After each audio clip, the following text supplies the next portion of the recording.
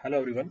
So we're discussing the solutions of engineering services 2024 mains. इसके दो subject के solutions तो मैंने अपलोड कर दिए, इन्वायरमेंट के और एफएम के. Now will be starting with the building materials. अब हम बिल्डिंग मटेरियल स्टार्ट करेंगे. इसमें भी काफ़ी अच्छा खासा पोर्शन आया है. एक्सपेक्टेड होता है बीएमसी भी काफ़ी वेटेज में पूछी जाती है इंजीनियरिंग सर्विसेज के अंदर. तो विल कवर, कोशिश करते हैं हम सारे क्वेश्चंस कवर कर ले. Will try to give the comprehensive answers of all. However, अब क्योंकि थ्योरी होती है बीएमसी के अंदर,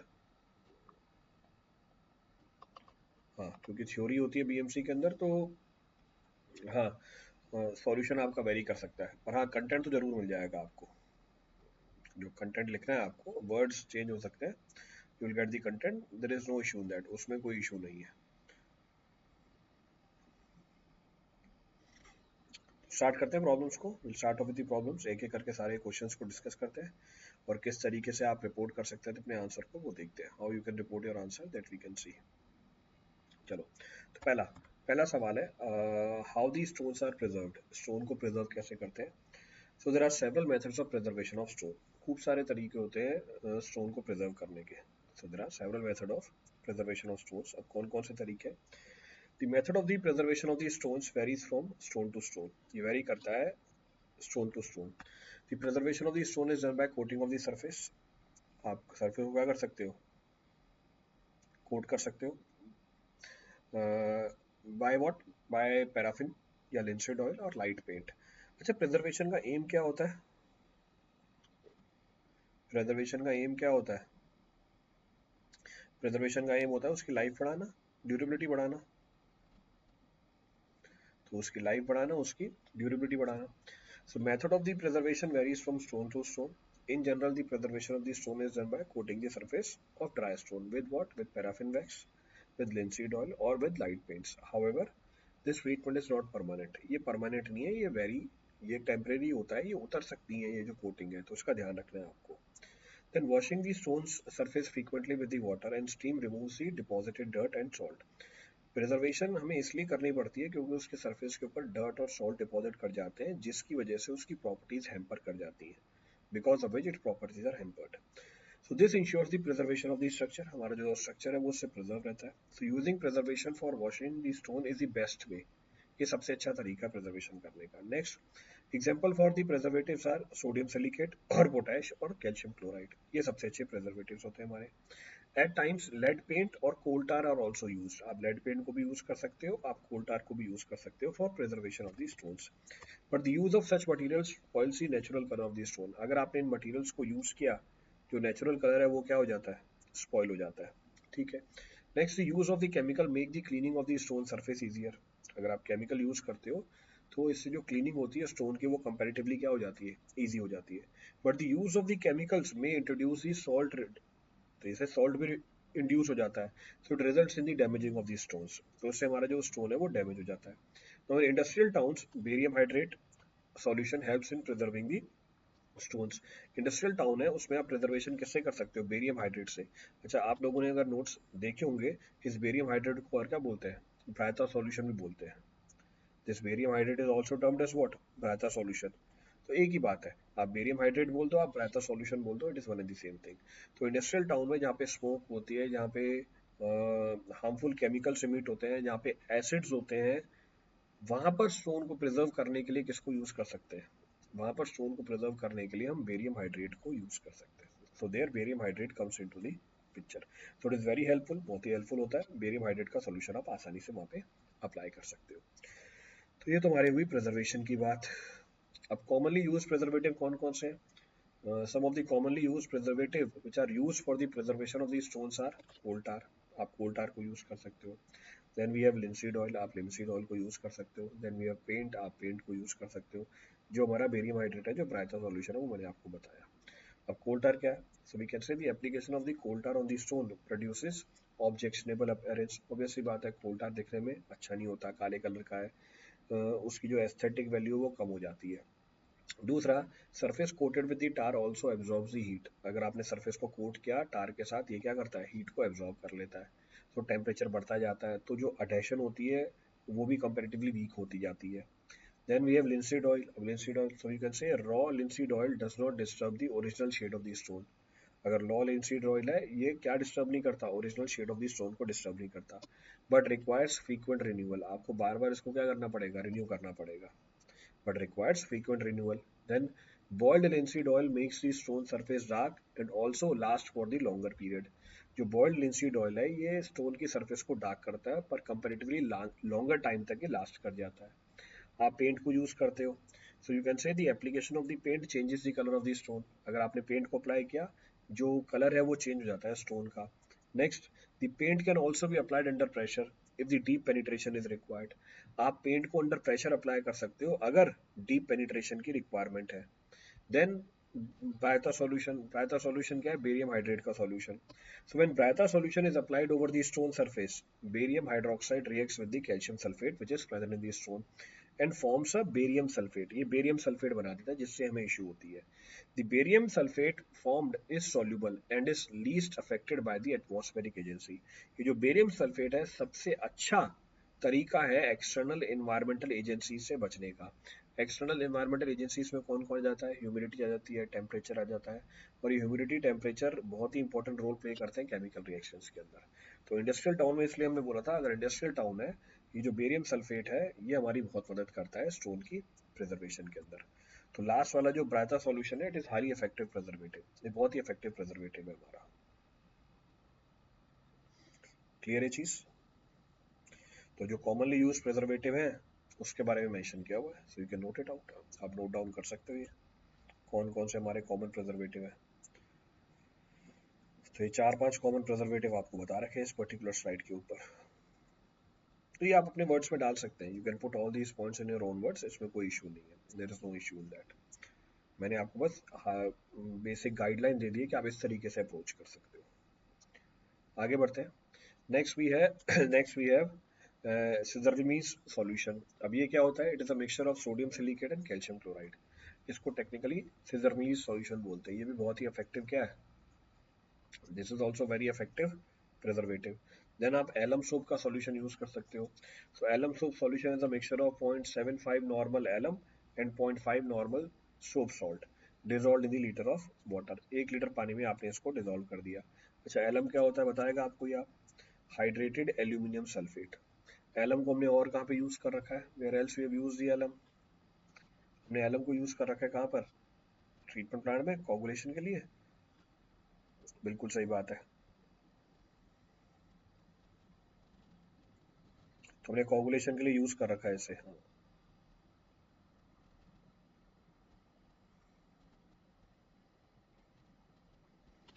it is being used for coagulation, तो बिल्कुल सही बात है। इसके अलावा और भी कोगुलेंट है हमारे पास, apart from this we have other coagulants also, हम उसको भी यूज कर सकते हैं, we can use them also. बिल्कुल सही बात है, so that can also be utilised, there is no issue in that, कोई इशू नहीं है उसके अंदर।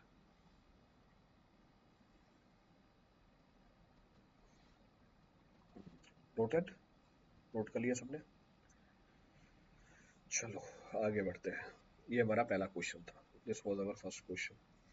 अब दूसरा क्वेश्चन क्या बोलता है, what are the advantages and disadvantages of fibre reinforce concrete.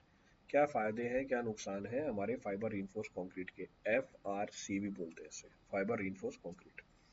First point of reference भैया क्या है fibre reinforce concrete. You can say fibre reinforce concrete is a type of concrete mix containing the fibrous material. इसमें आपको fibrous material मिल जाएगा। Fibrous material क्या हो सकता है, सिंथेटिक भी हो सकता है, नेचुरल फाइबर्स भी हो सकते हैं। सिंथेटिक मतलब आर्टिफिशियल, और नेचुरल फाइबर्स भी हो सकते हैं, इसमें ग्लास के फाइबर्स भी हो सकते हैं। Next, it is made up of cement, ये सीमेंट से बना हुआ होता है, मोटार से बना होता है, and so cement, mortar and short fibres, discrete short fibres मतलब अलग अलग छोटे फाइबर से बना होता है। Distributed in a uniform manner throughout the composite material, ये यूनिफॉर्म मैनर में डिस्ट्रीब्यूटेड होता है throughout the composite material, पूरे कॉम्पोजिट मटीरियल में यूनिफॉर्म मैनर में उसको डिस्ट्रीब्यूट कर देते हैं। Next, adding fibres to the concrete helps reduce the cracking in the concrete. अगर आपने फाइबर्स मिलाया कंक्रीट के अंदर, इससे जो क्रैकिंग होती है कंक्रीट की वो क्या हो जाती है, कम हो जाती है। And increases it's overall energy absorption and structural integrity. तो जो ओवरऑल एनर्जी की एब्जॉर्प्शन है और जो स्ट्रक्चरल इंटीग्रिटी है वो बढ़ जाती है अगर हम क्या करें, फाइबर को इंड्यूस कराएं कंक्रीट के अंदर। Next, the fibres are no replacement for stainless steel. आप स्टेनलेस स्टील को रिप्लेस नहीं कर सकते फाइबर से, तो इस चीज का दिमाग में ध्यान रखना हमेशा। However, as they do not add in flexural strength और the ability for the concrete to bend without breaking. आप इसको रिप्लेस नहीं कर सकते। ये क्या कर सकते हैं, ये फ्लेक्सुरल स्ट्रेंथ तो प्रोवाइड नहीं कर सकते, पर एबिलिटी दे सकते हैं किसकी, बेंड होने की। So they can provide the ability of the concrete to bend. ये एबिलिटी इनको जरूर मिल जाती है। Next what we can say, using fiber reinforced concrete on the construction project.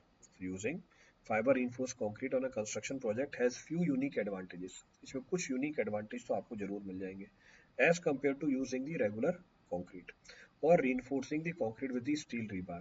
ये हम कन्वेंशनल तरीका यूज करते हैं, कंक्रीट को क्या कर देते हैं हम, कंक्रीट को हम रीइंफोर्स कर देते हैं किसके साथ, कंक्रीट को हम रीइंफोर्स कर देते हैं, कंक्रीट को हम रीइंफोर्स कर देते हैं रीइंफोर्सिंग बार्स के साथ, जिसको स्टील रीबार भी बोला जाता है।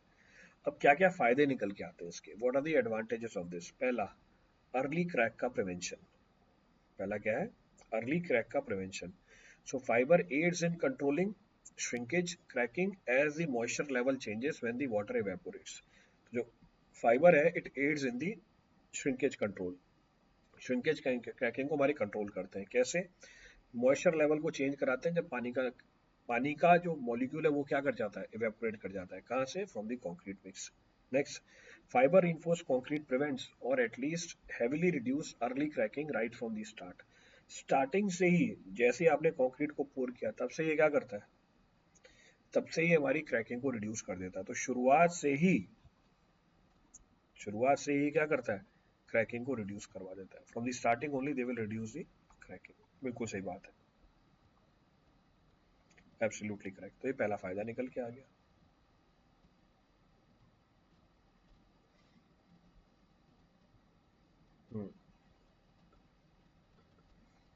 Absolutely correct. चलो आगे बढ़ते हैं। तो next of the advantages, durability and strength.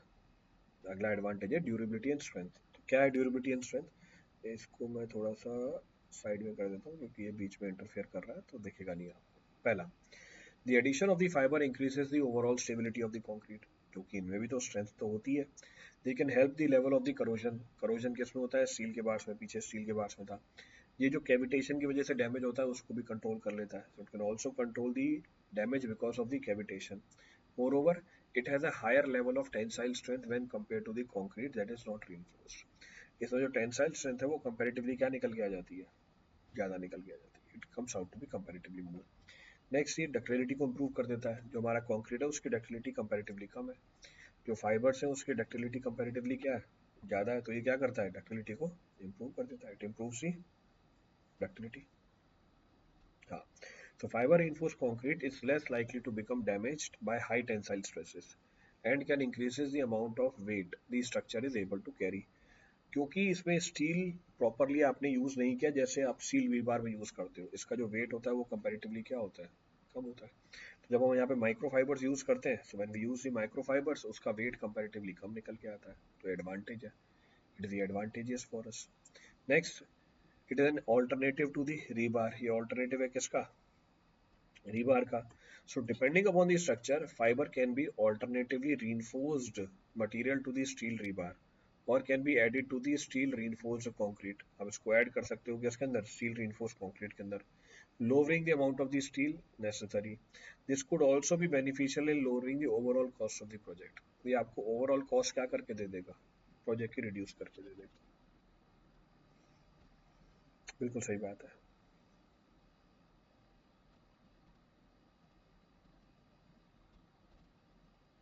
Absolutely correct. तो ये तो हमने फायदे मेंशन करके दे दिए। So these are the advantages that we have mentioned.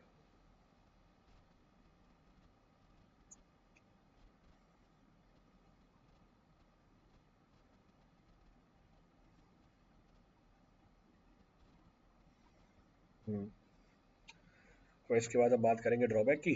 चलो ड्रॉबैक पे आ जाते हैं। सो disadvantages. So while there are many advantages of using the fiber reinforced concrete, the material has some downside as well. Downside का मतलब होता है drawback या disadvantage, जो सवाल में आपसे पूछे। पहला, it must be mixed carefully. तो हम बोल सकते हैं the fibre use in the fibre reinforced concrete must be dispersed meticulously and uniform through out the concrete mix. ये यूनिफॉर्मली मिक्स होना चाहिए और प्रॉपरली मिक्स होने चाहिए। दूसरा, the margin of the error for mixing fibre reinforced concrete can be high if done improperly। अगर आपने इसको प्रॉपरली नहीं किया, जो मार्जिन ऑफ एरर है वो कंपेरेटिवली क्या है, बहुत ही हाई है। Then it is important that the fibres don't bunch up. Fibres आपस में क्या नहीं कर जाए, बंच अप नहीं कर जाए, मतलब आपस में जुड़ नहीं जाए। विच कैन बी मॉनिटर्ड, जिसको आप क्या कर सकते हो, मॉनिटर कर सकते हो। But there is always the possibility of the fibres orienting in a way which causes the dispersion to be inconsistent। ये dispersion cause कर देते हैं जो inconsistent होता है। so they cause the dispersion which is inconsistent। बिल्कुल सही बात है। so they cause the dispersion which is inconsistent। बिल्कुल सही बात है, absolutely correct. So it is important that the fibres do not bunch up. Fibres क्या नहीं करें, बंच अप नहीं करें, तो ये ड्रॉबैक निकल के आता है। नेक्स्ट, इसको थोड़ा नीचे ले आते हैं। नेक्स्ट ड्रॉबैक की बात करें, कॉस्ट की बात करें। when compared to the non reinforced concrete reinforced concrete is more expensive। ये comparatively क्या है, ज़्यादा एक्सपेंसिव है। However it should be noted that most concrete in is reinforced in some way। Mostly जो कंक्रीट होते हैं वो reinforced होते हैं किसी न किसी तरीके से, and many projects require it. बहुत सारे प्रोजेक्ट्स हैं जिसमें इस बात की रिक्वायरमेंट होती है। नेक्स्ट टॉपिक क्या है, weight. So adding fibres to the concrete will make it heavier than plain concrete. हल्का है किससे, आरसीसी से, पर भारी है किससे, प्लेन कंक्रीट से। so generally this weights which is there will be added to the overall structure, meaning जो इंजीनियर है it needs to plan for this additional weight also। तो आपने फाइबर्स मिलाया तो एडिशनल वेट बढ़ जाएगा, तो इंजीनियर को इस बात को भी ध्यान में रखना पड़ेगा डिजाइनिंग को करने के लिए। तो ये इसका ड्रॉबैक निकल के आता है। This is the drawback that I have mentioned here.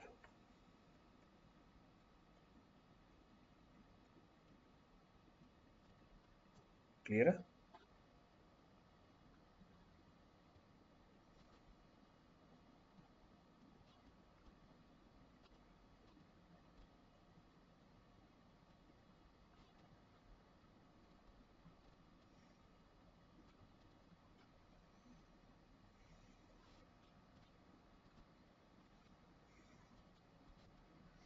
Note कर लो फटाफट।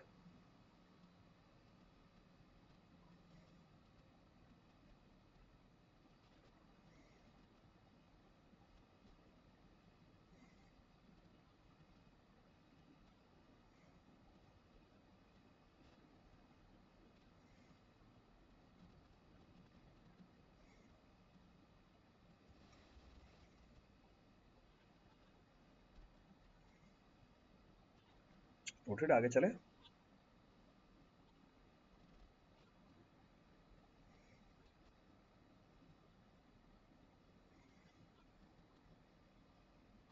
चलो आगे चल लेते हैं। अगला सवाल आ जाता है हमारा। अगला सवाल क्या है, explain the split tensile strength of the concrete. बता रखा है स्प्लिटिंग टेंसाइल स्ट्रेंथ टेस्ट सबसे बढ़िया टेंसाइल स्ट्रेंथ टेस्ट है। And how it is related to the compressive strength and flexible strength of the concrete. अच्छा, हमने क्या डिस्कस किया हुआ है, हमने ये डिस्कस किया हुआ है कि जो टेंसाइल स्ट्रेंथ है किसी भी ब्रिटल मटेरियल की निकालना वो बहुत ही मुश्किल होती है। क्यों? कोई भी ऐसा टेस्ट नहीं है, कोई भी ऐसा अपैरेटस नहीं है जो आपको क्या निकाल के दे दे, जो आपको एग्जैक्ट टेंसाइल स्ट्रेंथ निकाल के दे दे। क्यों? क्योंकि फेलियर प्लेन के ऊपर क्या नहीं होता,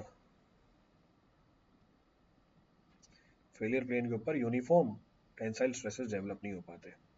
ये दिक्कत निकल के आती है। तुम्हारे कोड ने तो कुछ अलग टेस्ट बता रखा है। कौन सा? 2 पॉइंट लोडिंग वाला टेस्ट बता रखा है।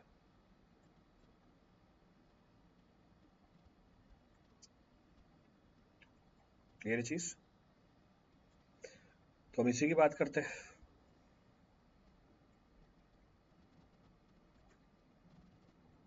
चलो स्टार्ट करते हैं। तो the tensile strength of the concrete is one of the basic and the important properties which greatly affect the extent and the size of the cracking of the structure. जो tensile strength है वो indicator है किसका, size of cracking का। वो indicator है किसका, extent of cracking का। So moreover the concrete is very weak in tension. जो कंक्रीट है उसकी स्ट्रेंथ टेंशन में क्या है, बहुत ही कम है। By due to its brittle nature. तो उसका नेचर क्या है, ब्रिटल है। Hence it is not expected to resist the direct tension. ये direct tension तो resist नहीं करता. So concrete develops the crack when the tensile forces exceed its tensile strength. Therefore it is necessary to determine the tensile strength of the concrete. इसलिए जरूरी हो जाता है कि आप किसको मेजर करो, concrete की tensile strength को मेजर करो. To determine what? To determine the load at which the concrete member में crack. वो डिटरमाइन करने के लिए, वो लोड डिटरमाइन करने के लिए जिसमें कंक्रीट मेंबर क्या कर जाएगा, क्रैक कर जाएगा. फर्दर मोर, जो स्प्लिटिंग टेंसाइल स्ट्रेंथ टेस्ट है कंक्रीट सिलेंडर के ऊपर, is the method to find the tensile strength of concrete. और ये बहुत ही पॉपुलर टेस्ट है, ज़्यादा एक्यूरेट है हमारे किससे, फ्लेक्सुरल टेंसाइल स्ट्रेंथ टेस्ट से. करते क्या है इसके अंदर क्या करते हैं, हम सिलेंडर बनाते हैं. सिलेंडर का जो लेंथ होता है वो 2 टाइम्स दी डायमीटर रखा जाता है. आपको ओरिएंटेशन दिखा रखी है. यहाँ पे सिलेंडर को लोड करते हैं हम हॉरिजॉन्टली. लोड करने से पहले इसके ऊपर क्या लगाई जाती है, वुडन प्लैंक्स लगाए जाते हैं. वुडन प्लैंक्स लगाने का पर्पस ये है ताकि जो इसका फेलियर है वो कंप्रेशन में नहीं हो. मोरओवर सारे जो लोड है वो यूनिफॉर्मली डिस्ट्रीब्यूट हो जाए पूरी लाइन के लॉन्ग. लोड अप्लाई किया जाता है कंप्रेसिव, जो आपको डायग्राम में दिख रहा है. Application of the compressive load leads to the development of compressive stresses only up to a particular depth. एक पर्टिकुलर डेप्थ तक ही क्या डेवलप होती है, एक पर्टिकुलर डेप्थ तक ही कंप्रेसिव स्ट्रेसेस डेवलप होती हैं. वो डेप्थ कितनी है हमारी, डेप्थ कितनी है हमारी, d/6. d/6 कैसे, d/12, d/12 दोनों साइड पे, तो ये मैं मार्क कर सकता हूँ. तो ये d/12 है और ये d/12 है. ये हमारी कंप्रेसिव स्ट्रेसेस है, मार्क भी कर रखा है compression. But the major portion of the cylinder यानी 5d/6 is subjected to what, tension. जो मेजर पोर्शन है सिलेंडर का, इसमें क्या चल रही है हमारी, जो मेजर पोर्शन है इसमें क्या चल रही है हमारी, इसमें हमारी टेंशन ही चल रही है, जिसकी वजह से सिलेंडर क्या कर जाता है, फेल कर जाता है. जरा देखो ये एलिमेंट बना के दिखा रखा है. तो टेंसाइल स्ट्रेस का मैग्नीट्यूड कितना है हमारा, 2p/π/LD. टेंसाइल स्ट्रेस का मैग्नीट्यूड कितना है हमारा, 2p/π/LD. This is the magnitude of the tensile stress. Clear है. अब इसने फिर क्या किया, इसने बोला अच्छा कब तक लोड अप्लाई करोगे, तब तक लोड अप्लाई करोगे जब तक मेंबर हमारा फेल नहीं हो जाता. मेंबर की फेलियर कैसे दिखती है आपको, डेवलपमेंट ऑफ क्रैक्स. और वो क्रैक्स कैसे देखेंगे, मैं अलग से बना के दिखा देता हूँ. डेवलपमेंट ऑफ क्रैक्स, क्रैक्स आपको देखेंगे बीच वाले पोर्शन में. ये लो बीच वाले पोर्शन में आपको क्रैक्स दिखेंगे. तो टेंशन टेंशन. तो अगर हमारा सिलेंडर कंप्रेशन में फेल हो जाता है, क्रैक्स कहाँ डेवलप हो जाते हैं, क्रैक्स डेवलप हो जाते हैं हमारे उस रीजन में जहाँ पर कंप्रेशन है. तो हम नहीं चाहते इस टाइप का फेलियर हो, कंप्रेशन में फेलियर नहीं चाहते, हम किस में फेलियर चाहते हैं, टेंशन में फेलियर चाहते हैं. यहाँ से जो स्ट्रेंथ निकल के आ जाती है वो कंपैरेटिवली ज़्यादा होती है डायरेक्ट टेंसाइल स्ट्रेंथ से, पर कम होती है फ्लेक्सुरल टेंसाइल स्ट्रेंथ से. But it is less than flexural tensile strength test.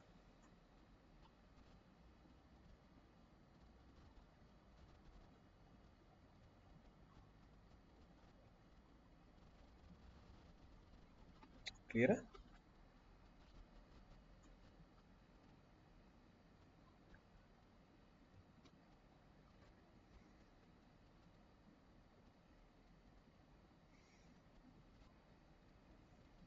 चले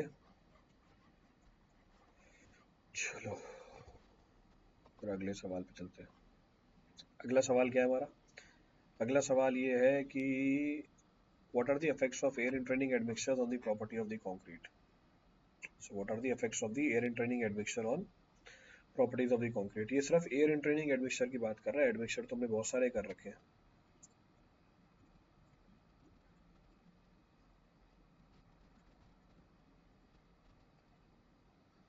ये सिर्फ किसकी बात कर रहा है, एयर एंट्रेनिंग एडमिक्सचर की बात कर रहा है. However we have discuss many admixtures, बहुत सारे एडमिक्सचर किए हुए हमने, कोई बात नहीं. तो एयर एंट्रेनिंग एडमिक्सचर की प्रॉपर्टी की बात कर लेते हैं. Will talk about the air entraining admixture only. अब क्या है एयर एंट्रेनिंग एडमिक्सचर, पहले उसकी बात करते हैं. एयर एंट्रेनिंग एडमिक्सचर का मैकेनिज्म क्या है उसकी बात कर लेते हैं. मोर हमने ये भी डिस्कस किया हुआ है कि एयर एंट्रेनिंग एडमिक्सचर आज के टाइम पे 5वें इंग्रेडिएंट की तरह यूज किया जाता है. First point of reference, air entraining admixtures by concrete admixture manufacturers facilitate the intentional development of evenly spaced air bubbles. Air entraining admixture में जब हम मिलाते हैं कंक्रीट के अंदर, एयर बबल्स को इंड्यूस कराया जाता है with a distance of 0.25 mm in the concrete during mixing. the concrete during mixing. Thus, the concrete mix is protected from freezing and it becomes saturated with the water. ये saturate हो जाता है किसके साथ? Water के साथ. Now, as the cement paste is enhanced, with the addition of the air bubbles, it is immunized against any damage caused by the freezing. तो कोई भी डैमेज जो फ्रीजिंग की वजह से हो सकता था वो क्या हो जाता है, वो अवॉइड हो जाता है. So it is being avoided. अब अफेक्ट क्या होता है, इसने तो क्या किया, एयर बबल्स को इंड्यूस करा दिया. तो एयर एंट्रेनिंग एडमिक्सचर क्या करता है, मिलियंस ऑफ एयर बबल्स को इंड्यूस करा देता है. और मैंने तो यहाँ पे टेक्निकल आपको क्या दे दी, स्पेसिंग भी दे दी. So technical spacing is also given to you, आप उसको भी मेंशन कर सकते हो, you can mention that also. तो इसके बाद क्या करना है, मुझे डायग्राम बना के दिखा देना. एक बार देखूं अगले पेज पे डायग्राम है, नहीं इन्होंने यही बता रखा है, तो मैं डायग्राम को प्लस करके बता सकता हूँ. सो डायग्राम को प्लस करके बता सकता हूँ. ये देखो, ये हमारे कंक्रीट के पार्टिकल्स है, ये हमारे कंक्रीट के पार्टिकल्स है. तो एयर एंट्रेनिंग एडमिक्सचर क्या करता है, मिलियंस ऑफ एयर बबल्स को इंड्यूस करा देता है, जिसकी वजह से कंक्रीट की जो प्रॉपर्टीज है वो मॉडिफाई हो जाती है.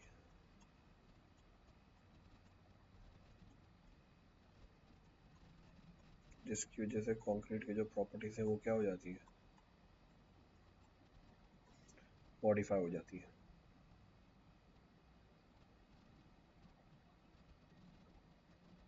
Properties of the concrete are modified. तो ये है, अब कौन कौन सी प्रॉपर्टीज मॉडिफाई हो जाती है वो हमने मेंशन किया है. So we can say air entraining admixture by admixture companies in India have established themselves as they must have to make the following improvements in the fresh and the hardened concrete. क्या, improved workability, then reduced bleeding, increased freezing and thawing resistance. Increase freezing and thawing resistance. Clear है चीज. अब freezing और थॉइंग का मतलब क्या होता है, कंक्रीट के अंदर जो पानी है वो बर्फ में कन्वर्ट हो जाए और बर्फ दोबारा मेल्ट हो जाए, और जो बर्फ है वो क्या हो जाए, दोबारा मेल्ट हो जाए. इसको हम थॉइंग बोल देते हैं. ये सारी प्रॉपर्टीज कैसे एनहांस हो जाती हैं वो हम अगली स्लाइड्स में देखते हैं. That will see in the next slide. ये तो मैंने मैकेनिज्म बता दिया आपको, इसको लिख देता हूँ, एयर बबल से डायग्राम बना सकते हो आप.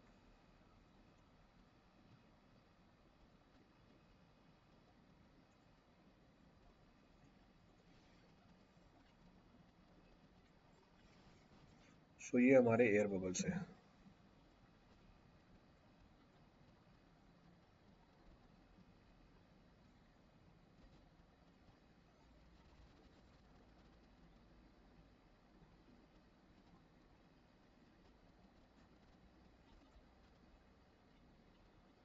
क्लियर है, डायग्राम बना लो.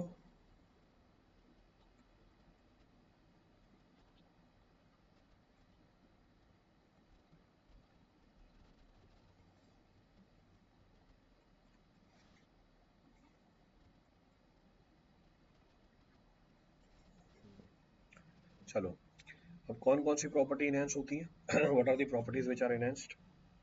पहला, वर्केबिलिटी को इंप्रूव कर देता है. तो traditionally the workability of the concrete mix, so traditionally the workability of the concrete mix was increased by adding more water. पहले हम क्या करते थे, पानी मिलाते थे, which makes it more fluid. However, this method increases the bleeding in the concrete. ऐसा करने से क्या होता है, ब्लीडिंग बढ़ जाता है. तो पानी से एडिशन से वर्कबिलिटी तो बढ़ती है और ब्लीडिंग भी बढ़ जाती है. So it increases the workability also and bleeding also. So it increases the workability also and bleeding also. अच्छा, इसके साथ आप मेरे को बताओ कि कमेंट करके कि स्ट्रेंथ पे क्या फर्क पड़ता है, what the impact over the strength.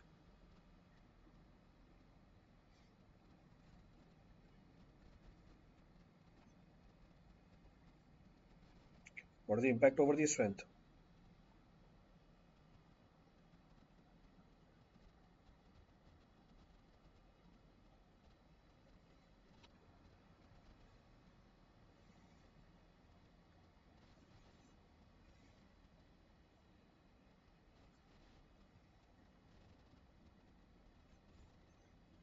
फटाफट से कमेंट करके बताओ. स्ट्रेंथ कम हो जाती है. स्ट्रेंथ क्यों कम हो जाती है, how come the strength reduces.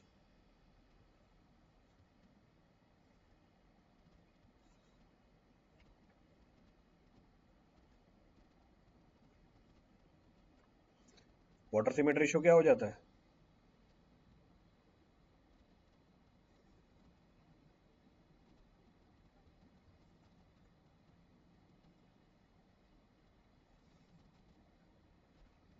Water cement ratio बढ़ जाता है, वाटर सीमेंट रेशियो इंक्रीजेस।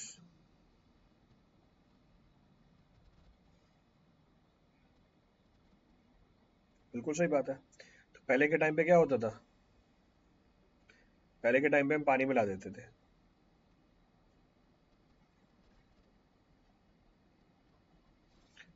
पहले के टाइम पे हम पानी मिला देते थे। हम्म, तो उससे फ्लूइडिटी बढ़ जाती थी, ब्लीडिंग बढ़ जाती थी और स्ट्रेंथ कंपैरेटिवली कम हो जाती थी। सो स्ट्रेंथ इज रिड्यूस। बिल्कुल सही बात है, नोट कर लो इसको।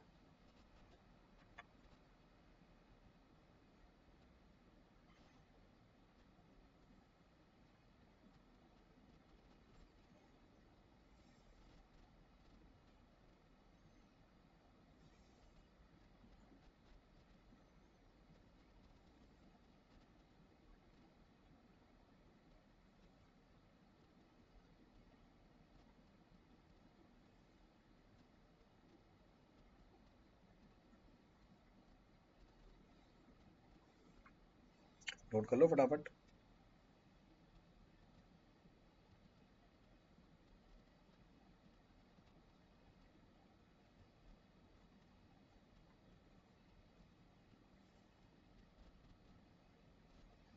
चलो, नेक्स्ट क्या है?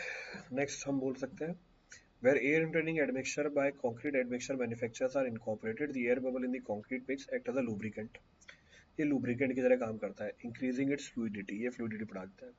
Due to its enhanced workability, the mixture can be pumped and transported more efficiently within the construction site। आप इस मिक्सचर को ज़्यादा efficiently क्या कर सकते हो? कंस्ट्रक्शन साइट पे पंप कर सकते हो। नेक्स्ट फायदा क्या है? ये ब्लीडिंग को रिड्यूस कर देता है। There are four main ingredients in the concrete. Cement है, सैंड है, एग्रीगेट है, वाटर है। Water is one, water is the one liquid and the least dense. इसको मैं ऊपर कर देता हूँ। वाटर एक लिक्विड है और सबसे कम डेंस है among the four ingredients. Consequently the water not absorb by the cement और सैंड राइजेज अबव। क्योंकि सबसे हल्का है, ये राइज करके कहाँ चला जाता है? ऊपर चला जाता है। और जो डेंसर मटेरियल है वो कहाँ जाते हैं? वो नीचे आ जाते हैं। This results in what? This results in water puddle. Water puddle का मतलब ये पानी ब्लीड कर जाता है to the surface of the fresh concrete. So this water bleeds to the surface of the fresh concrete. अब अगर हमने यूज किया किसको? एयर इंट्रेनिंग एडमिक्सचर को। इससे फायदा क्या होता है? इससे फायदा ये निकल के आ जाता है, जो पानी की क्वांटिटी है वो कंपैरेटिवली कम हो जाती है। The quantity of the water comparatively reduces. तो एडवांटेज निकल के आता है, तो ब्लीडिंग क्या होती है? कम होती है। Bleeding also reduces. Next, what it increases the freezing and thawing resistance। ये freezing और thawing resistance को बढ़ा देता है। कैसे बढ़ाता है freezing and thawing resistance को? So water is highly beneficial to concrete but can also cause much damage। How? Heat and cold can cause the concrete to crack if it hasn't adequately prepared for the climatic variations। अगर आपने concrete को adequately prepare नहीं किया climatic variations के लिए। Freeze thaw cycles are standard in low temperature regions. जो low temperature के reason है वहाँ पे ये स्टैंडर्ड चीजें होती हैं। Concrete must just be able to resist the cycle to avoid the cracking. Concrete को आपको डेवलप करना पड़ेगा, डिजाइन करना पड़ेगा ताकि क्रैकिंग नहीं हो वहाँ पे। बिल्कुल सही बात है। Now the major purpose of using the air entraining admixture by concrete admixture manufacturers in the concrete mix is to increase the freeze and the thaw resistance। As a result of the air entrainment, air bubbles act as expansion chambers for the water। तो जो air bubble है वो expansion chamber की तरह काम कर जाते हैं। तो it act as a expansion chamber. The air entraining admixture can be a boon for your construction project. ये कंस्ट्रक्शन प्रोजेक्ट के लिए बून हो सकता है, specially if it is in the colder region. क्योंकि कोल्डर रीजन में freezing और thawing के अगेंस्ट रेजिस्टेंस क्या कर लेता है? बढ़ा देता है। However, care must be taken to ensure the amount of the entrained air. तो ध्यान रखना है कितनी एयर को आपको इंट्रेन करना है प्रिस्क्राइब्ड अमाउंट में। Why? As it can decrease the strength of the concrete. ये कॉन्क्रीट की स्ट्रेंथ को घटा सकता है। तो इस चीज का हमें ध्यान करना पड़ता है।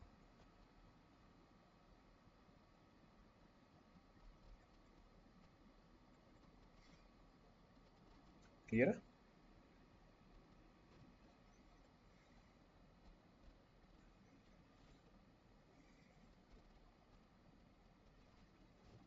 चलो आगे बढ़ते हैं।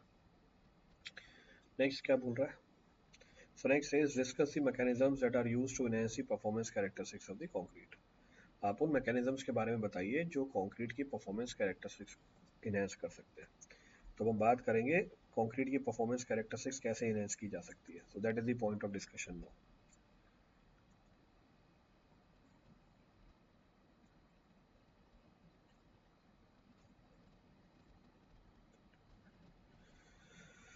So performance का मतलब क्या हुआ? Performance का मतलब हुआ उसकी strength, उसकी durability, उसकी workability, उसकी overall quality. यही मतलब हुआ. जैसे the meaning. ये सारी चीजें आपको क्या करनी है? Improve करनी है. So we can say that enhancing the performance characteristics of the concrete involves various mechanisms aimed at improving its strength, durability, workability and overall quality. ये सारी चीजें improve हो जाएंगी.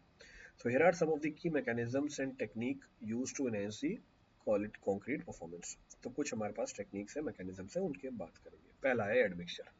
पीछे करके आए हो, पीछे कौन सा एडमिक्सचर था? पीछे हमारा था एयर इंटरनिंग एडमिक्सचर. उसके अलावा भी बहुत सारे एडमिक्सचर्स हैं हमारे पास.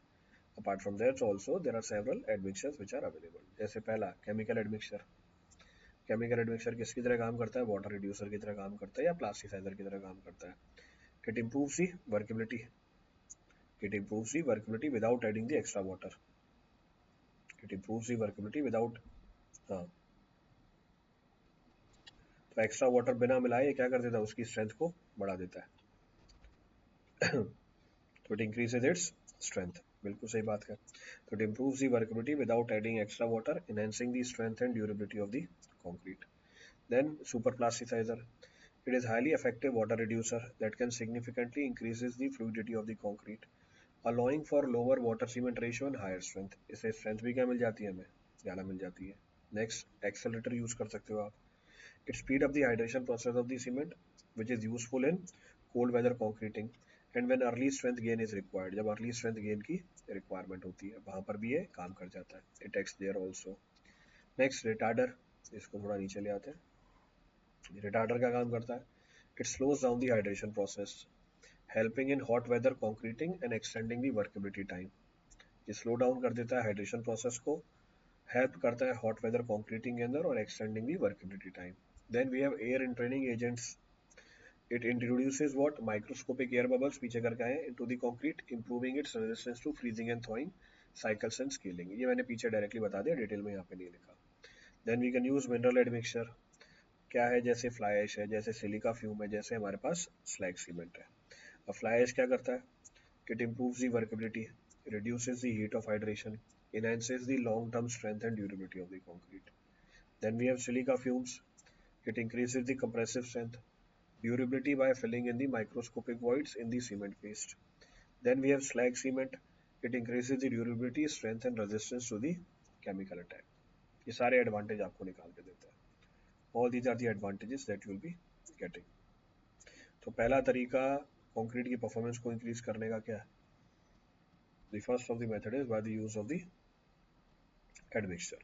आप admixtures को यूज करो. तो सारे admixtures मैंने मेंशन कर दिए.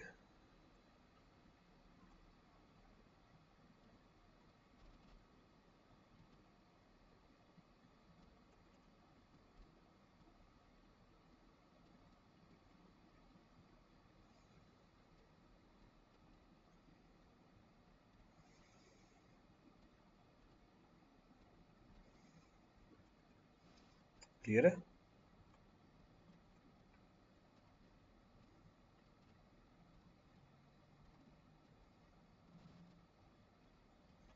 चलो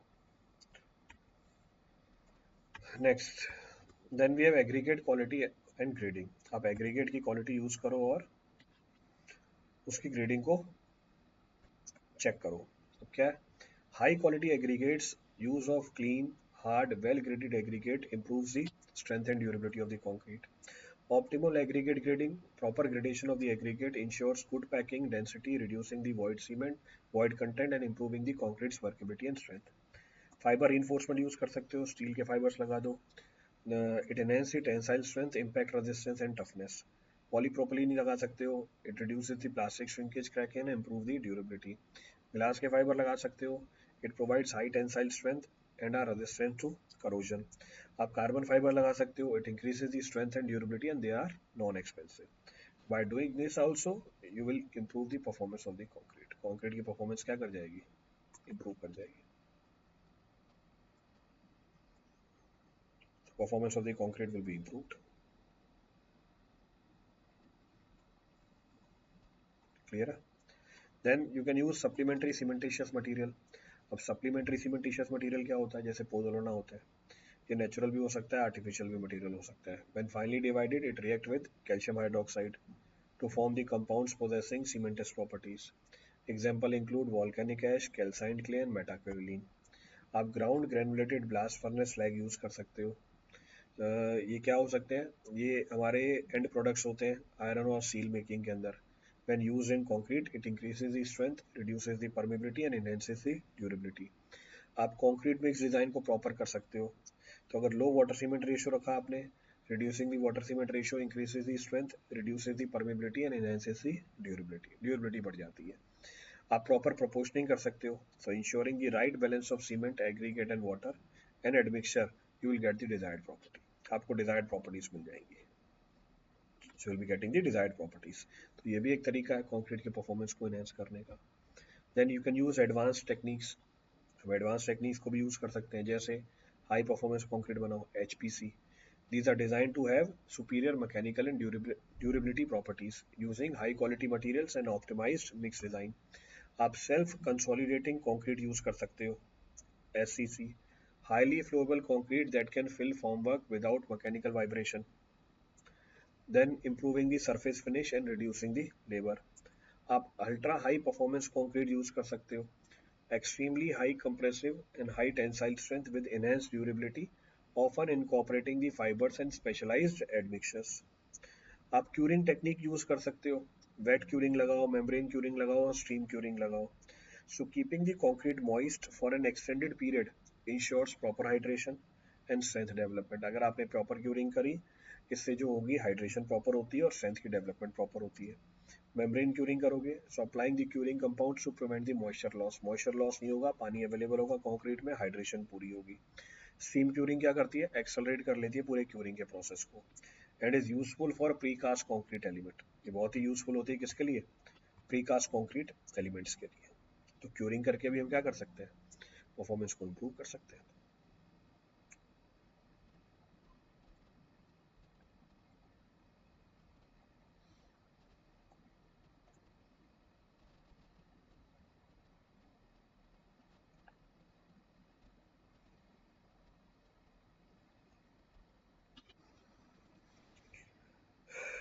क्लियर है?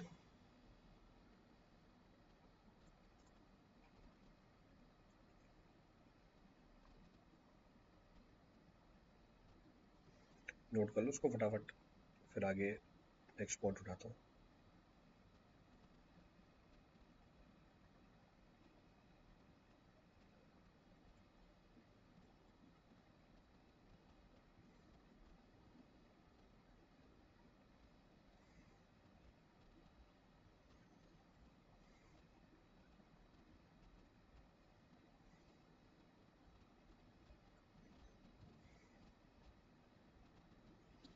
चले, नोट कर लिया होगा आपने. Next, environmental controls. Environmental controls कैसे? जैसे टेम्परेचर कंट्रोल कर लो, मॉइस्चर कंट्रोल कर लो. So using chilled water, ice or heating elements to control the temperature during the mixing and curing can prevent the thermal cracking. इससे हमारी thermal cracking avoid हो जाती है. It ensures the proper hydration, हमारी hydration भी proper होती है इससे. Then moisture control. Moisture control क्या है? मॉइस्चर कंट्रोल बोल रहा है managing the moisture content in the aggregates. आप मॉइस्चर कंटेंट को मैनेज करो एग्रीगेट्स के अंदर. तो आप मॉइस्चर कंटेंट को मैनेज कर सकते हो एग्रीगेट्स के अंदर during the curing to avoid the issue related to drying, shrinkage and poor hydration. आप नैनो टेक्नोलॉजी यूज कर सकते हो कंक्रीट के परफॉर्मेंस को एनहेंस करने के लिए. नैनो टेक्नोलॉजी यूज कर सकते हो मतलब नैनो मटेरियल्स यूज करो, जैसे incorporating nano silica, other nano materials can significantly enhance the mechanical properties. ये ड्यूरेबिलिटी इंप्रूव कर सकती है by improving the micro structure of the cement paste. तुम्हारी जो सीमेंट पेस्ट है उसका माइक्रो स्ट्रक्चर भी इनहेंस हो जाता है. Enhance the micro structure of the cement paste also. तो आप इसको भी यूज कर सकते हो. You can use this also, so there is no issue.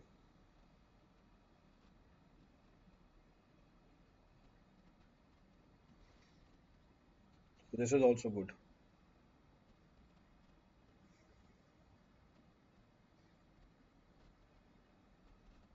Clear है?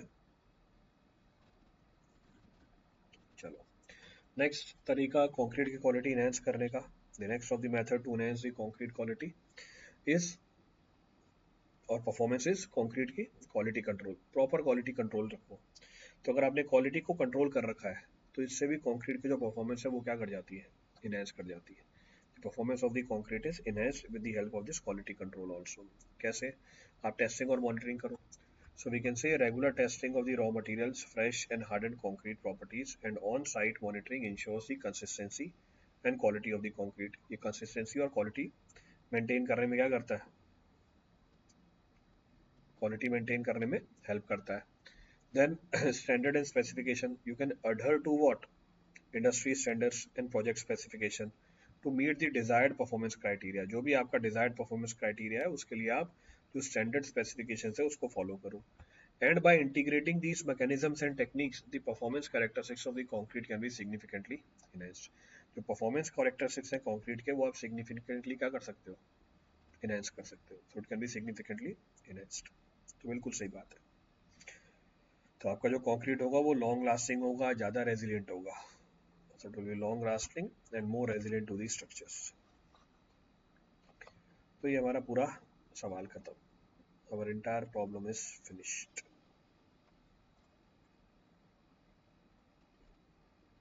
क्लियर है? चलो अब अगले सवाल पे आते हैं. Will come to the next problem. अगला सवाल क्या बोलता है? अगला सवाल बोलता है what is cement grout, how it is different from cement mortar. Cement grout क्या होता है, सीमेंट मोटार से कैसे डिफरेंट होता है. तो पहली चीज mortar. So you can say mortar is a mixture of cement, sand and water that is used to bind the building blocks such as bricks. ये ट्रिक्स नहीं है, ब्रिक्स है. Such as bricks, stones and concrete blocks together. So mortar forms what? Mortar forms the best mortar suppliers is typically used in masonry applications such as building walls, chimney, and retaining walls. It is applied between the building blocks to create a strong and durable bond. So mortar can be further classified into different types based on what? Its composition, application. For example, हमारा type है मोपार is high strength mortar that is used for load bearing walls and foundations. While type 5 mortar क्या है? Is medium strength mortar that is used for non load bearing walls. ये हम non load bearing walls के लिए use करते हैं. Next, अब grout क्या होता है? You can say grout is a mixture of cement, water, and fine sand, and other additives such as what? Polymers. Then you can use latex. Then you can use colorants that is used to fill the gaps between the tiles और stones और bricks. जो gap होता है उसके बीच जो gap होता है हमारे stone, tile और bricks के बीच में उसको fill करने के लिए हम इसको use कर लेते हैं. Then grout is applied after the tiles or stones are laid in places. Grout को कब अप्लाई किया जाता है? ग्राउट को कब अप्लाई किया जाता है? आफ्टर द टाइल्स और stones are laid in places to create a smooth and even surface. Grout can be use both indoor and outdoor in the area such as bathroom हो गया, kitchen हो गया, patios हो गया. Next, grout can also be classified into different types based on its composition and application.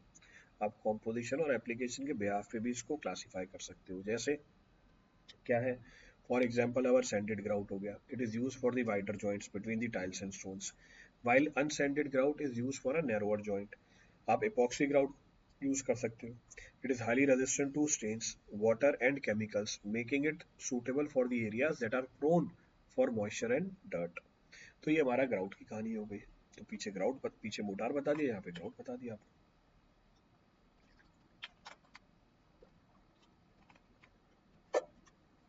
Then what is cement?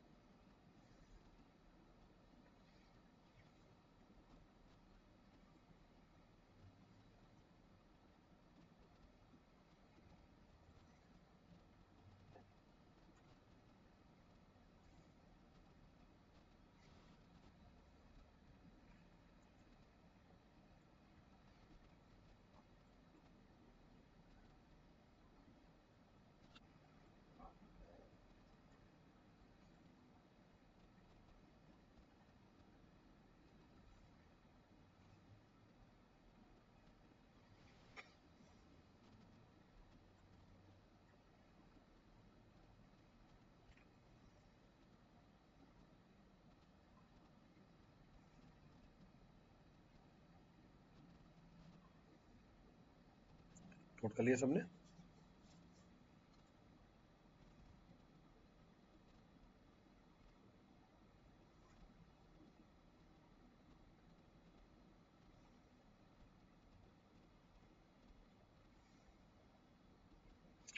अब इसमें last में मैंने आपको सीमेंट भी बता दिया क्योंकि पीछे सीमेंट मोटार की बात चली थी। सो यू कैन से, हाँ बोल सकते हो, cement that is made from the natural limestone, clay and other minerals that are heated at high temperatures. तो ये सीमेंटिंग मटेरियल होता है। तो सीमेंट एक सीमेंटिंग मटेरियल होता है जो हम बनाते हैं लाइमस्टोन से, क्ले से और दूसरे मटेरियल से। आप बोल सकते हो सीमेंट मेन इंग्रेडिएंट है हमारे किसका, ग्राउट का भी और मोटार का और कंक्रीट का भी, which is use for the construction for foundations, floors, walls and other structures. तो इसलिए सीमेंट की जानकारी भी आपको यहाँ पे दे दी है इसी सवाल के अंदर। जो सीमेंट होते हैं वो अलग अलग टाइप के होते हैं, अलग अलग ग्रेडिंग के होते हैं, ओपीसी 33, 43, 53 ग्रेड। ठीक है। नेक्स्ट, अगर हम डिफरेंसेस निकालें इन सबके बीच में, so what the difference between mortar, grout and cement, there are several differences. So you can say it is important to understand the differences between the all. So it is important to understand the differences between the material. Why? So that it can be used appropriately in construction. आप इसको क्या कर पाओ, appropriately construction में use कर पाओ। तो आपको इन सबके बीच में क्या पता होना चाहिए आपको इन सबके बीच में डिफरेंसेस पता होने चाहिए। तो अगर डिफरेंसेस नहीं पता हमें, if you know don't know the differences, आप कौन सा मटेरियल कहाँ लगाओगे, आप कौन सा मटेरियल कहाँ लगाओगे ये आप आइडेंटिफाई नहीं कर सकते। Where you can use this material it can not be identified. तो इस चीज का ध्यान रखना है आपको। So take proper care of this. हाँ, अब क्या क्या डिफरेंसेस हैं वो देख लेते हैं। पहला, कॉम्पोजिशन। तो composition of the motor, grout and cement varies. Motor is made of cement, sand and water by the top manufacturers, while the grout is made of what? Cement, water, and fine sand and additives. Cement is made of what? Mixture of limestone, clay, and other minerals. Next, अगर हम बात करें application की, if I talk about the application, अगर हम इसमें बात करें किसकी, एप्लीकेशन की, so we can talk about the applications also. ये क्या हो गया, ये मूव नहीं कर रहा।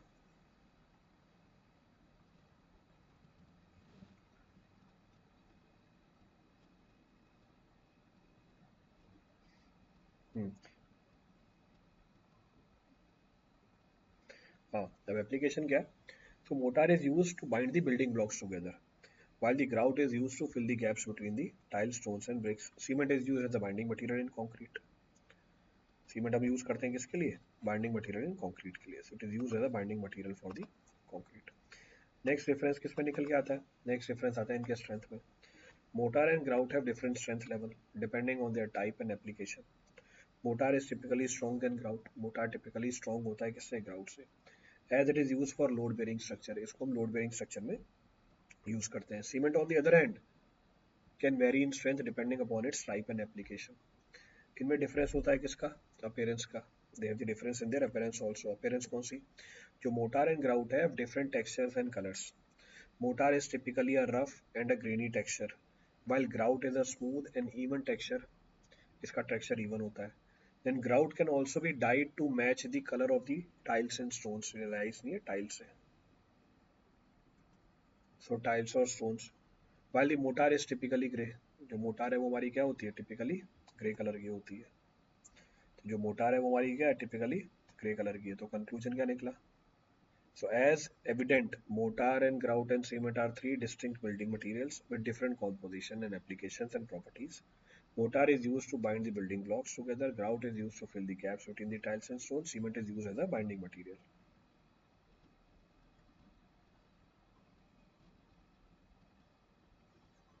Clear है?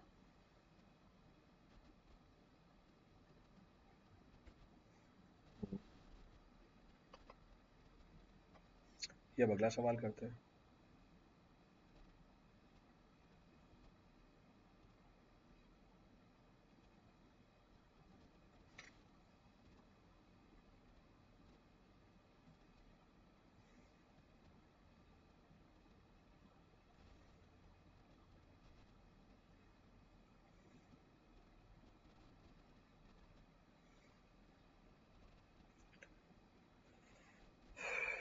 चलिए इसको नीचे करें, हाँ इसको नीचे कर देते हैं। हाँ, अब सवाल क्या है, बहुत ही सिंपल सवाल है, it is a very simple problem. सवाल बोल रहा है what is the difference between soft food and hard food. क्या डिफरेंस है हमारे सॉफ्ट फूड और हार्ड फूड के अंदर। तो डिफरेंसेस मैंने आपको टेबल के फॉर्म में बता रखे हैं, आप डायग्राम भी बना सकते हो वहाँ पे।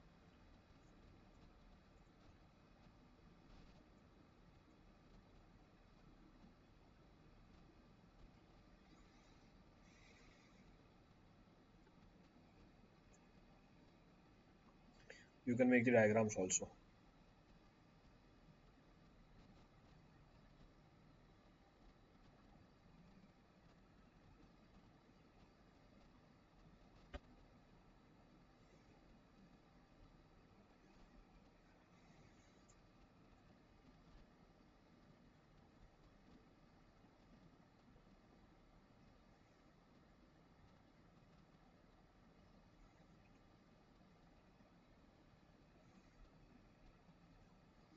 चलो, तो डिफरेंसेस उठाए, so will pick up the differences. अब क्या है डिफरेंसेस हमारे, हम बोल सकते हैं हार्ड वुड ये डार्क इन कलर होता है, और जो हमारा सॉफ्ट वुड है वो लाइट इन कलर है। जो हार्ड वुड है it is heavy in weight, जो सॉफ्ट वुड होता है it is light in weight. जो हमारा हार्ड वुड है आर हार्डर एंड डेंसर, जो हमारा सॉफ्ट वुड है ये कंपेरेटिवली क्या होता है, लाइटर होता है, so it is comparatively lighter. Then जो हार्डवुड होता है it has less resin content, जो सॉफ्टवुड होती है इसमें रिजाइनस होती है, यानी इसमें रेजिन होता है, जो लिक्विड होता है व्हाइट कलर का वो उसके अंदर प्रेजेंट होता है। जो लिक्विड होता है व्हाइट कलर का वो कंपेरेटिवली इसमें प्रेजेंट होता है, so that is present here. तो उस चीज का हमें हाँ ध्यान रखना पड़ता है, we have to take proper care of that. Then जो हार्डवुड है डज नॉट स्प्लिट क्विकली, जो सॉफ्टवुड है ये स्प्लिट कर जाता है क्विकली। जो हार्डवुड है इट्स डिफिकल्ट टू वर्क, जो सॉफ्टवुड है it is easy to work, आसानी से आप इसके साथ काम कर सकते हैं, it can easily be worked with. Then जो हार्ड फूड है इसकी एनुअल रिंग्स है क्लोज एंड ऑफन इंडिस्टिंक्ट, और जो सॉफ्ट फूड है इसकी annual rings are well spaced and quite distinct, आसानी से आप डिस्टिंक्ट कर सकते हो उसे, it can be easily differentiated. हाँ, आसानी से डिफरेंशिएट हो जाता है।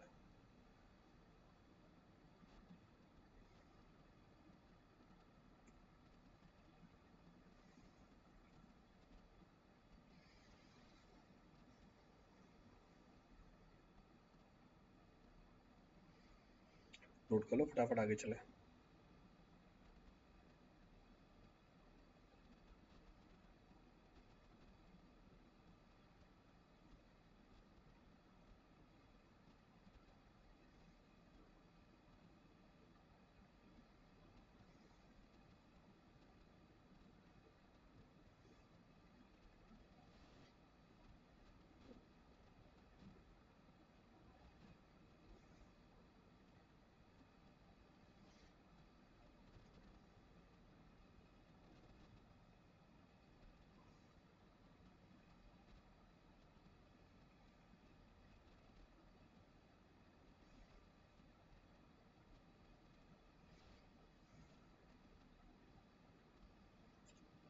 जल्दी नोट करो आगे बढ़े।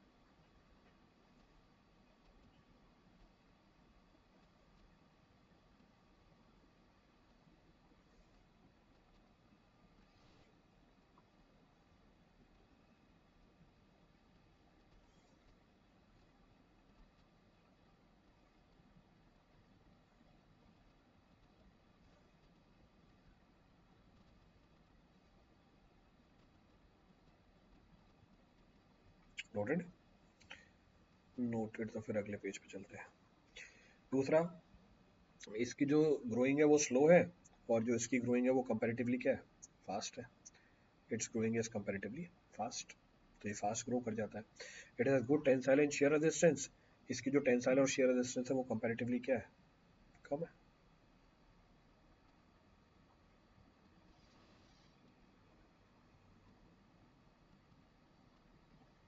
क्लियर है पूरी कहानी? Then it does not catch fire very soon, it catches fire very soon. ये बहुत ही जल्दी फायर को कैच कर लेता है।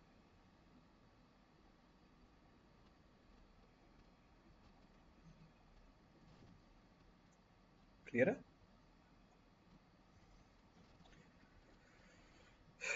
चलो, तो ये हमारा सवाल हो गया। अगले सवाल पे आते हैं।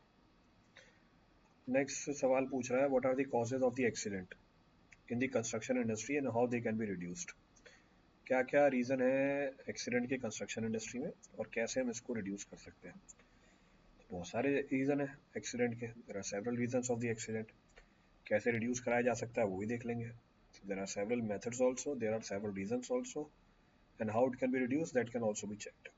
उसको भी हम चेक कर सकते हैं। तो दोनों बातें डिस्कस करेंगे। So both the points will be discuss one by one. दोनों को एक एक करके डिस्कस करते हैं। तो पहला, so we can say construction sites are busy places with heavy machinery, power tools होते हैं, workers moving around. Unfortunately, the accident can happen. So accident can happen due to various reasons. बहुत सारी reason है, such as failure to follow the safety protocol, poor communication हो सकती है, inadequate training हो सकती है, then inadequate safety equipment हो सकते हैं, then कंस्ट्रक्शन साइट का एक्सीडेंट हो सकता है, can be defined by as the unplanned incident that causes the damage. तो आप बोल सकते हो construction site accident can be defined as any unplanned incident that causes the damage, injury or death to the people or property or to the environment. Then you can say accident on the construction sites can have serious consequences. Consequences बहुत serious होते हैं. In addition to the human cost, accident can lead to the project delays. Project delay हो सकता है, loss of productivity हो सकती है, financial losses हो सकते हैं, and damage to a company's reputation. Company की reputation भी damage हो सकती है. Therefore, it is essential to prioritize the accident prevention on the construction site. ये प्रायोरिटी होनी चाहिए कि कंस्ट्रक्शन का प्रिवेंशन हो आपके कंस्ट्रक्शन साइट पे, and to protect the workers, हमारे वर्कर्स भी प्रोटेक्ट हो, मिनिमाइज दी प्रोजेक्ट डिस्क्रिप्शन, इससे प्रोजेक्ट की डिस्क्रिप्शन क्या होती है, मिनिमाइज होती है, and maintain a safe and healthy work environment, safe और हेल्दी वर्क एनवायरनमेंट इससे हमारा मेंटेन हो। तो बहुत सारे रीजन थे। अब कॉमन कॉजेज क्या एक्सीडेंट के? So in the construction site there are several causes of the accident which can be attributed to variety of factors. Some of the common causes of the accident in the construction sites are mentioned. कौन कौन सा accident? पहला human error. So the most common cause of the accident in the construction site. तो हमारी गलती की वजह से ही हो गया, मतलब केयरलेसनेस बोल सकते हो. So this can include errors in judgment, inadequate training हो सकती है, supervision हो सकता है, थकान हो सकती है, distraction हो सकती है, lack of communication हो सकती है. तो lack of communication हो सकती है. क्लियर है चीज? तो there can be lack of communication also. Then unsafe work condition हो सकती है. You can have unsafe work condition. So unsafe work conditions such as inadequate lighting, lack of proper safety equipment, inadequate housekeeping हो सकती है, can also lead to the accident. Unsafe work condition can also result from poor design or maintenance of the equipment and machinery. Poor design हो सकता है, maintenance of equipment हो सकता है, या machinery work हो सकता है. Then fall from the height. So people falling from the height is the major cause of the accident at the construction sites. This can occur due to what? Improper scaffolding, unprotected edges, or lack of proper fall protection system. Then you can be struck by an object. So accident can also occur when the workers are struck by the objects such as falling debris, equipments, or tools. This can happen due to what? Inadequate storage or securing of the material or equipment, or lack of communication among the workers. Worker के बीच में proper communication नहीं है. Then electrocution मतलब current लगना. So electrocutions are another common cause of the accident in the construction site. This can happen when the workers come in contact with the electrical equipment of the live wires. Then overexertion from lifting heavy objects or repeated motions can also lead to the accident. This can happen when the workers are not provided with the proper equipment or training. Proper equipment नहीं हो, training नहीं हो to lift or more heavy objects. Then chemical and biological hazards हो सकते हैं. So exposure to the chemical and biological hazards such as toxic fumes or mold can also cause the accident on the construction sites. ये भी accident cause कर सकते हैं हमारे construction sites पे. Clear है? Then reason for the accident are weather conditions. अगला जो reason है वो क्या है हमारा? Weather conditions है. So weather conditions such as what? Such as high wind, rain, and lighting can also pose a risk to the worker on the construction site. ये भी रिस्क होता है हमारे कंस्ट्रक्शन साइट पे जो वर्कर्स हैं उनके लिए। Then we can say what, accident can be reduce by following measures. बहुत सारे तरीके हैं एक्सीडेंट को रिड्यूस करने के। पहला, designate someone in the organisation to direct safety programmes. आपके पास एक सेफ्टी इंजीनियर होना चाहिए। इनफैक्ट मैं अपनी बात बताऊँ, मैं भी सेफ्टी इंजीनियर था शुरू में साइट पे। तो जब शुरू में मैंने ज्वाइन करी थी अपनी दूसरी कंपनी, मेरे को सेफ्टी इंजीनियर ही बनाया था, तो सेफ्टी का जो रिस्पॉन्सिबिलिटी मेरे पास थी। So any safety programme should be placed under the direction of the capable person. For small concern, the supervisor of the unit operation in the right person who can implement the safety program files along with his main duties. Depending on the size of the industry and hazardousness of the operation, a fully fledged safety department may be created with the safety director or safety manager as its chief executive.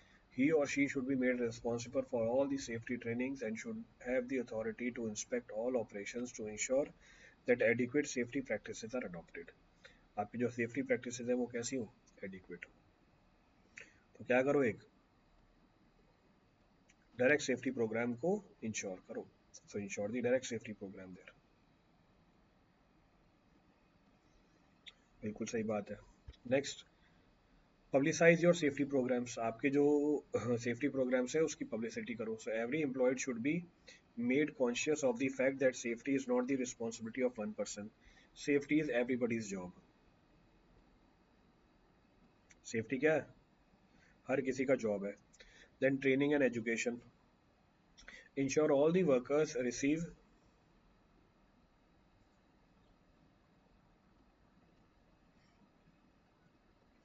हाँ, so you can say what, so you can ensure all the workers receive through safety training before the starting of the work। जिसमें work की क्या हो, starting हो जाए, तो ensure जितने भी वर्कर्स हैं they receive thorough safety training before the training start, before the training start. तो थरो ट्रेनिंग होनी चाहिए। क्लियर है, बिल्कुल सही बात है। Then what you can do, hazard identification and mitigation. आप क्या कर सकते हो, हैजार्ड को आइडेंटिफाई कर सकते हो और उसको मिटिगेट कर सकते हो। So you can conduct the regular hazard assessment and take the steps to mitigate and identify the risk promptly. जो भी रिस्क है उसको आइडेंटिफाई करो और उन रिस्क को क्या करो, मिटिगेट करो। तो इसको हम क्या बोलते हैं, हैजार्ड आइडेंटिफिकेशन प्रोग्राम होते हैं। Then supervision and monitoring, so ensure there are supervisor और safety officer on the site. Supervisor हो और सेफ्टी ऑफिसर हो साइट पे, to oversee the work and enforce the safety rules. इनका काम क्या होता है, सेफ्टी रूल्स को इंश्योर करना। देन प्रॉपर कम्युनिकेशन होनी चाहिए। देन क्या हमारे पास होनी चाहिए, प्रॉपर कम्युनिकेशन होनी चाहिए। सो maintain clear communication channels between the workers, so maintain clear communication channels between the workers, supervisors, बिल्कुल सही बात है, supervisors and the management regarding the safety concerns and update. बिल्कुल सही बात है।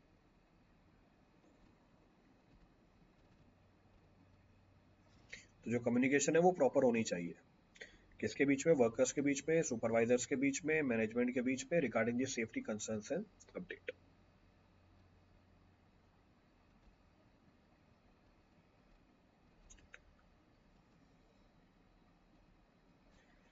तो ये हमारे एक एक्सीडेंट को अवॉइड करने का तरीका हो गया। This is the method to avoid the accident. तो खूब सारे तरीके बताए, there are several methods which are available to avoid the accidents.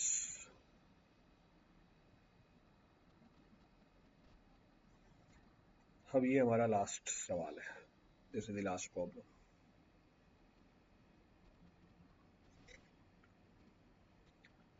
तो एक दो सवाल थे जो हो सकता है आपको खुद ही लिखने पड़े, बाकी तो ऐसा कोई इशू नहीं था, rest there was no issue.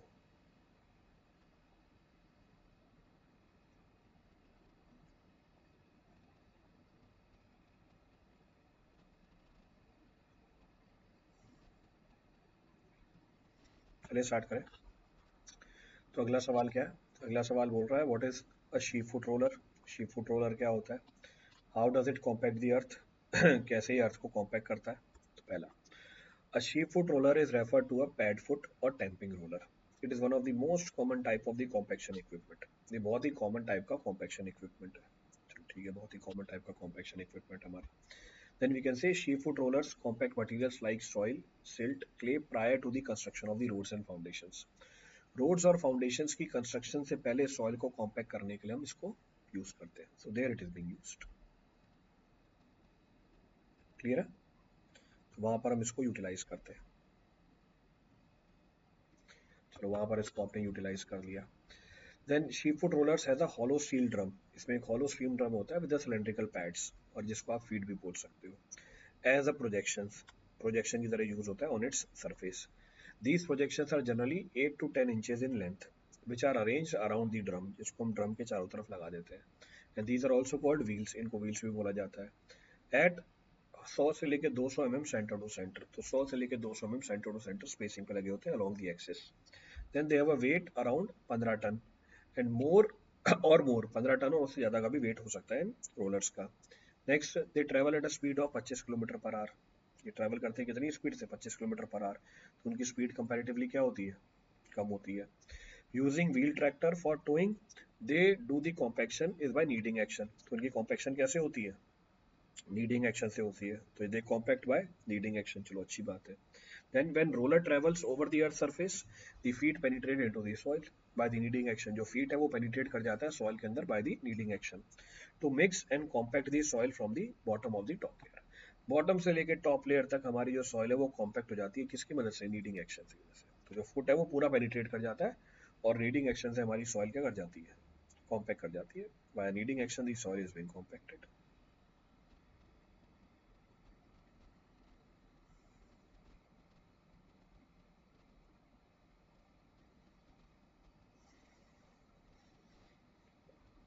तो ये हमारा शीप फुट रोलर होगा. तो शीप फुट रोलर आ गया और कैसे कॉम्पैक्ट करता है अर्थ को उसकी जानकारी. So how it compacts the earth, that information is also being given. तो वो information भी आपको दी हुई है. Next we can say the penetration of जो feet है decreases with the number of passages. जो penetration है feet का वो decrease करता जाता है number of passages से. यानी जो पहला passage होगा उसमें हमारे feet की penetration comparatively क्या होती है? ज़्यादा होती है. फिर जब अगली लेयर आएगी उसमें feet की penetration comparatively क्या हो जाएगी? कम हो जाएगी. फिर next जब आप पास करोगे, when the next time you will pass, जो penetration हो जाएगी feet की और कम हो जाती है. Now the depth of the layer of the soil to be compacted is limited. Depth of the layer of the soil which is to be compacted is very limited here. वो बहुत ही limited है. To the approximately the length of the feet. तो आप कितनी depth तक compact कर सकते हो वो क्या कर सकते हो?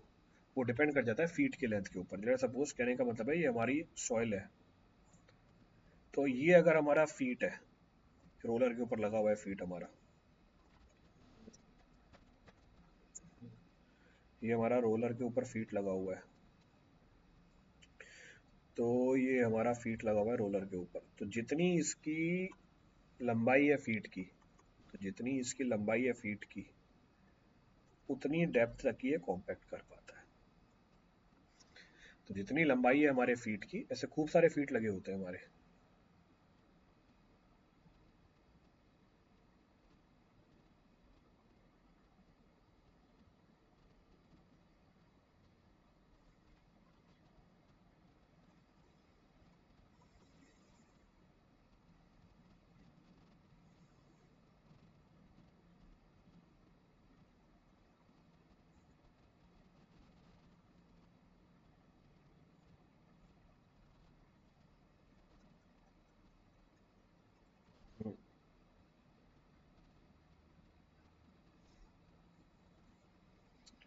तो ये मैंने आपको अलग अलग व्हील बना के दे दी है.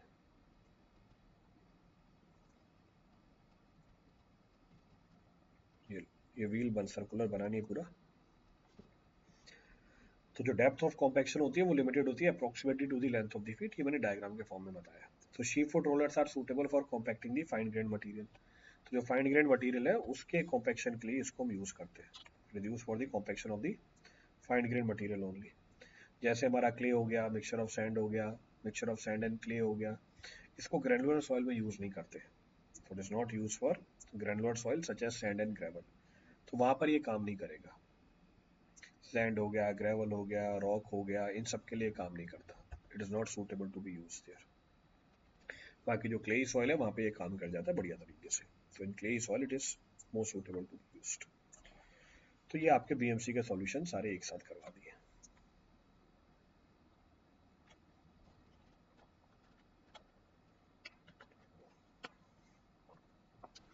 नोट कर लो फटाफट। अब इसके बाद एक और सब्जेक्ट का सॉल्यूशन है, that also I will be providing, उसको भी प्रोवाइड कर दूंगा।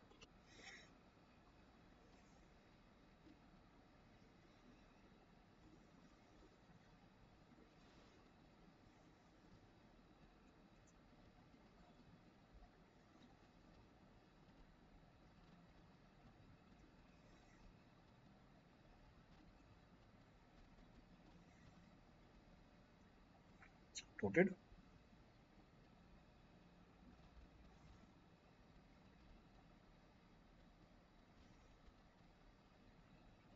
नोट कर लिया सबने? चलो नोट कर लिया तो बढ़िया है।